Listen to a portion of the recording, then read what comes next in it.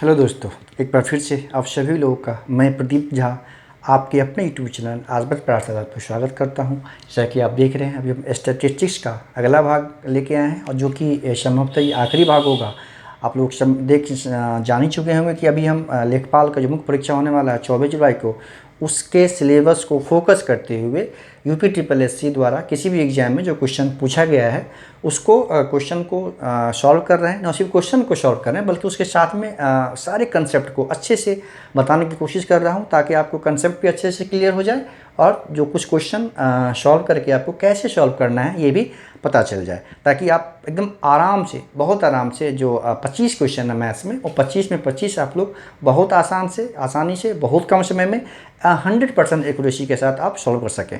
अगर आप मेरे सारे वीडियो को देखेंगे तो मेरा भरोसा है, एकदम मेरा दावा है कि आप एकदम से 25 में 25 मार्क्स आप ज़रूर ले आएंगे। बस कंडीशन ही है, शर्त ये है कि मेरे सारे वीडियो को, जितना भी वीडियो मैंने डाला है उसका एक प्लेलिस्ट बना दिया है। यूपी ट्रिपल एस सी लेखपाल मेंस एग्जामिनेशन के नाम से एक लिस्ट बनाया हुआ है, उसमें सारा वीडियो है। आप वहां जाके एक बार सारे वीडियो को देख सकते हैं। फिर देखिए, आप में जो भी कन्फ्यूजन है, कहीं भी कुछ समझ में नहीं आ रही होगी, इससे पहले आपका सब क्लियर हो जाएगा और बहुत कंफर्ट जोन में आप अपने आप को फील करेंगे।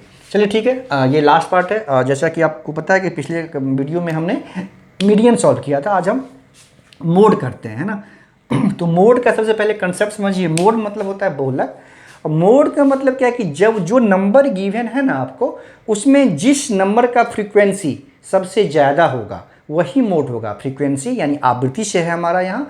आवृत्ति का मतलब ये होता है कि जो नंबर ना सबसे ज़्यादा बार रिपीट हुआ हो, जो भी नंबर गिवन होगा आपको, बहुत सारे नंबर गिवन हो सकते हैं, तो आपको देखना है कि कौन सा ऐसा नंबर है जो सबसे ज़्यादा बार रिपीट हुआ है ना।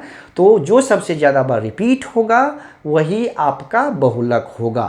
अगर ऐसा सिचुएशन हो कि कोई दो नंबर अगर सेम टाइम रिपीट हो, मतलब दो नंबर एक बराबर बार रिपीट हुआ, मतलब जैसे मान लीजिए 4 है, चार भी 3 बार आया हो और 5 भी 3 बार आया हो, उस केस में क्या होगा कि 4 और 3 दोनों बहुलक होगा। उसको हम लोग ड्यूअल मोड बोलते हैं, ठीक है। उसको हम लोग क्या बोलते हैं? Dual mode. तो ये एक कंसेप्ट है बहुलक का कि जो नंबर सबसे ज़्यादा बार रिपीट हो, मतलब जिस नंबर की आवृत्ति सबसे ज़्यादा हो, मतलब जिस नंबर की फ्रीक्वेंसी सबसे ज़्यादा हो, वही हमारा बहुलक होता है। और क्वेश्चन सॉल्व कर लेंगे तो आपको अच्छी समझ में आ जाएगा। देखिए, ये पहला क्वेश्चन है, ये हमें नंबर गिवन है। देखिए, या तो यहीं से कर लें या आप यहाँ पे लिख लेते हैं, आसान होगा।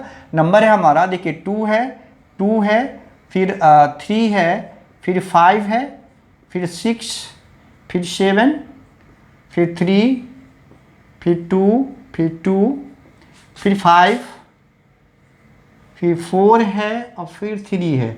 तो लिखते लिखते ही पता चल गया कि बहुलक होगा क्या। वैसे आपको जो ही देखेंगे तो देखते देखते ही पता चल जाएगा कि बहुलक होगा क्या।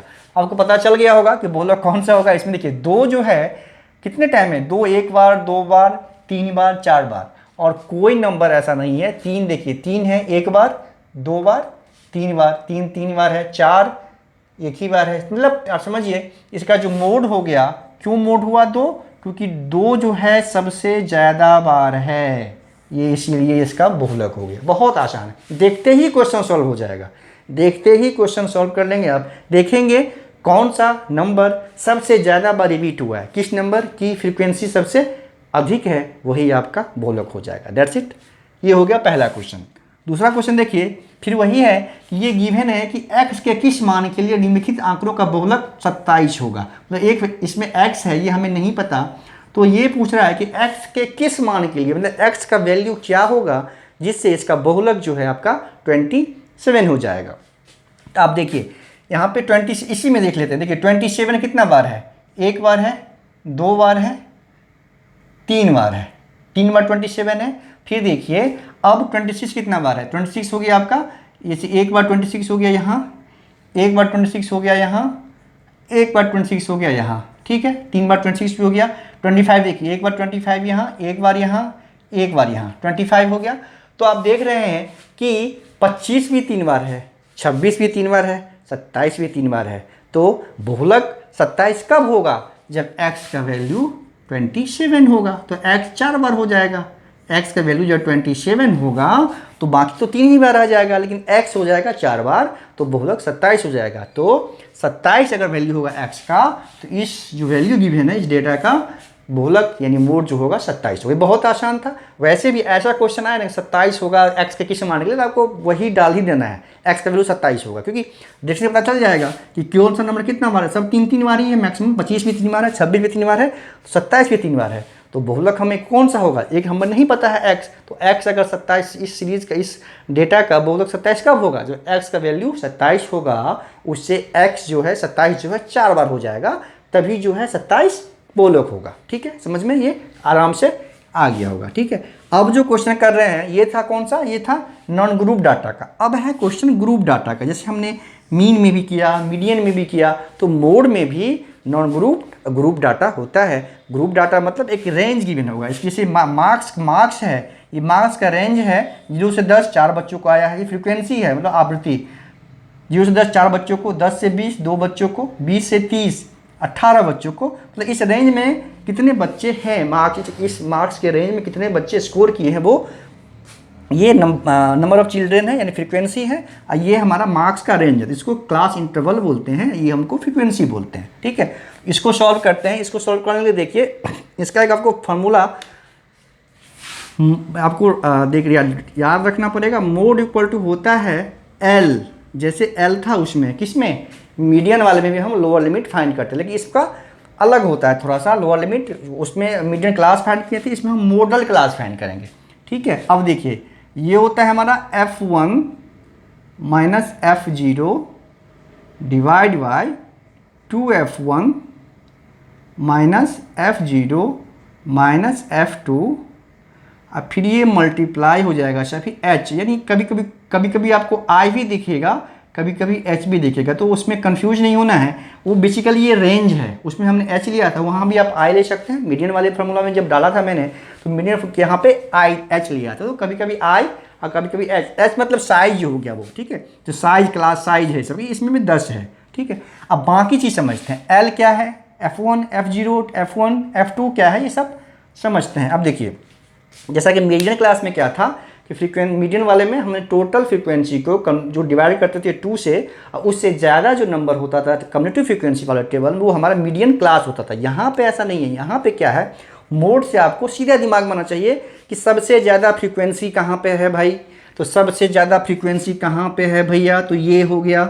आप देख रहे हैं कि 22 जो है सबसे ज़्यादा फ्रीक्वेंसी है। तो आपने पहले भी किया कि सबसे ज़्यादा फ्रीक्वेंसी, सबसे ज़्यादा आवृत्ति, जो नंबर सबसे ज़्यादा बार रिपीट हो, तो यहाँ पे 22 है मैक्सिमम। तो ये जो हो जाएगा हमारा, ये हो गया हमारा मॉडल क्लास। ठीक है, ये हो गया हमारा कौन सा क्लास, मॉडल क्लास। उसमें था मीडियन क्लास हमने फाइंड करते थे, कैसे, वो आप पिछले वीडियो में देख सकते हैं। यहाँ पे ये हो गया हमारा मॉडल क्लास।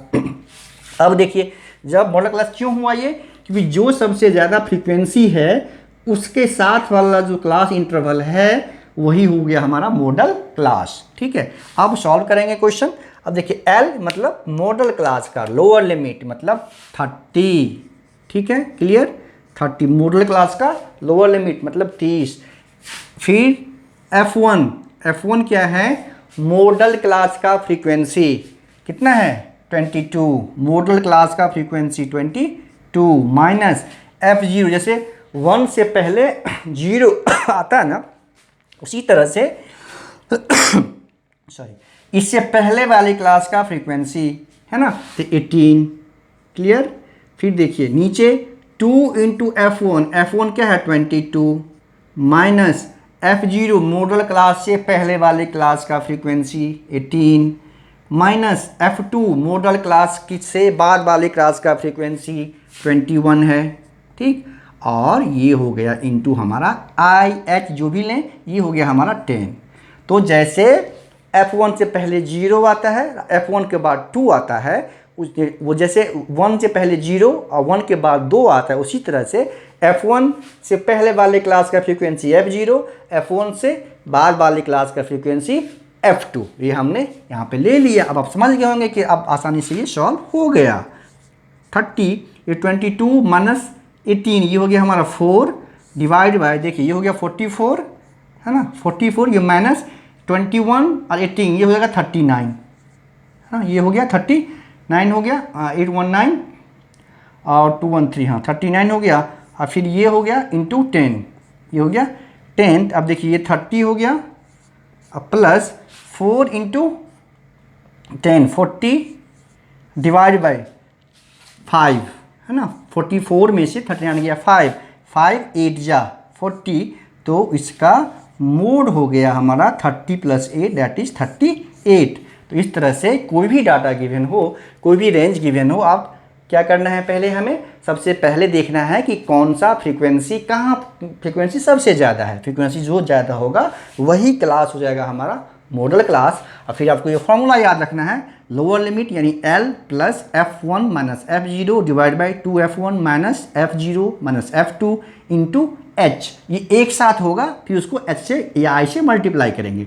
अब F1 क्या है, मॉडल क्लास का फ्रीक्वेंसी। F0 क्या है, मॉडल क्लास से पहले वाले क्लास का फ्रीक्वेंसी। F2 क्या है, मॉडल क्लास के बाद वाले क्लास का फ्रीक्वेंसी। ये कैसे है, वैसे ही जैसे 0 होता है 1 से पहले और 2 होता है 1 के बाद, उसी तरह से F0 जो है वो F मॉडल क्लास से पहले वाले का फ्रीक्वेंसी, F2 जो है मॉडल क्लास के बाद वाले क्लास का फ्रीक्वेंसी। तो इस तरह से अब मोड आज फिनिश होता है। इतने ही टाइप के क्वेश्चन मोड में बन सकते हैं। तो आपका स्टैटिस्टिक्स आज कंप्लीट होता है अच्छे से। अब अगर आपको इसमें कोई भी प्रॉब्लम हो, कुछ भी अगर समझ में, कुछ भी अगर कहीं पे कोई भी पार्ट, कोई भी हिस्सा अगर क्लियर ना हुआ हो, तो आप कमेंट में या मेल पे aryabhatpathshala@gmail.com पे आप मेल कर सकते हैं। फिर मैं आपको ज़रूर से आके क्लियर करूँगा। अब एक टॉपिक बच रहा है, वो ज्योमेट्री का है, वो ट्रायंगल और सर्किल से रिलेटेड।